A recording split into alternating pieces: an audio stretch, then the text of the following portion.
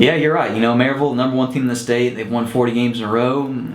Many sports journalists try to focus on one aspect of media, but UT student Nathan Odom, who is just a sophomore, has already tried his hand at writing and radio. And I found JEM in the fall, the Tennessee Journalist, and they adopted me in as a sports writer, and I wrote a little stuff for football and started out there, and I really enjoyed that. While he loves writing, Odom also knows how to capture an audience over the airwaves. He got his start just a few months ago. In the spring, I got connected with John Reed, and John offered to let me come up and produce a little for the shows at 1180, that radio station, and so I did a little bit of that. Odom does all of this in a wheelchair. He has never let that hold him back, and instead, it helps him appreciate life. It just impacts the way you look at life and the way you take things day by day. Just saying, at any moment, your life could be so much different, or you could be going such a different way, and it's a little bit of appreciating what you do. Odom's appreciation for life is unique, but his love for sports originated elsewhere. His dad's knowledge and ability to teach have been instrumental in Nathan's career choice. He's taught me so much of what I know, just in-depth stuff about football, baseball. I remember just growing up, I've watched a bunch of games with him. Watching those games has given him an edge in dissecting film. So what you're going to see here is a rollout pass play. This thing is a tight end right here is going to set a nice seal block, get those guys in space, and instead of passing, they actually just take off and get the nice lead blockers who he leaves behind. But you get a big gain and almost scores in this play. He has a unique story and an even more unique ability to break down football. But the thing Odom wants people to know is that he's just a regular guy who plays video games. Like most of his life, they too revolve around sports. For UT Today, this is Cody McClure reporting. When cancer strikes close to home, R.E. Faust and his Real Men Wear Pink campaign are there to fight it. Faust and his sister Jenny have participated in several walks to raise awareness. I'm doing this because my brother, this is his campaign, and his name's R.E. Faust, and he's raising money, so I'm here to support him during this walk because his wife, my sister-in-law, was diagnosed with breast cancer.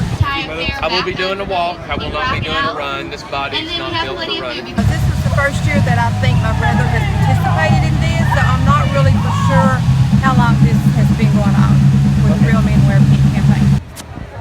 Faust and his sister were not the only ones participating in last Sunday's Making Strides Against Breast Cancer walk at World's Fair Park. Hundreds of people showed up to make the trek and show their support. Walkers of all ages ranged from men to women to survivors to event organizers to people simply extending a hand of support. One of the easiest ways to help is by making donations. Faust and his team have raised over $10,000. The Prayer Warriors and Western Avenue Farm Bureau are not far behind. Total, teams have raised over $168,000 for breast cancer research. For UT Today, this is Cody McClure reporting. Sam Foreman hasn't always been overweight, but now he faces a challenge not unknown to hundreds of other UT students. He's carrying too much baggage. Actually, I've put on a lot of weight since I have been a student at UT.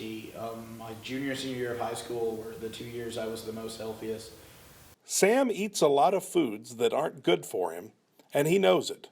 Still yet, it's hard for him to eat healthy. He says time is a huge restraint for stressed out students. Healthy alternatives just aren't a priority. It's really hard when you're a college student, regardless of whether you live at home, you live on campus, or you live in an off-campus apartment, to make time when you're so busy to eat healthy.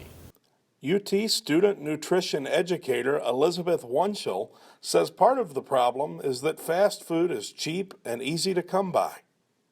It's so quick and readily available, fast food is, and I think the problem that a lot of students have is that they don't have the time to cook themselves or to wait for something that might take a little bit longer but is healthier. And so usually what's available, like McDonald's and stuff like that, it doesn't take very long to get, and it's cheaper. That's another thing for college students. Elizabeth says there are healthy ways to combat the problem. Small steps, such as wheat bread instead of white bread and apples instead of French fries, are a step in the right direction. It doesn't require restricting yourself or making your life miserable. It's just a matter of taking what you're already eating and choosing healthier options so that you can better maintain your weight and health for your future. Most doctors and nutritionists also say not only should you limit fast foods and processed foods, but you should be careful what you're drinking. It's much better to drink half your body weight in water than it is to drink half your body weight in soda.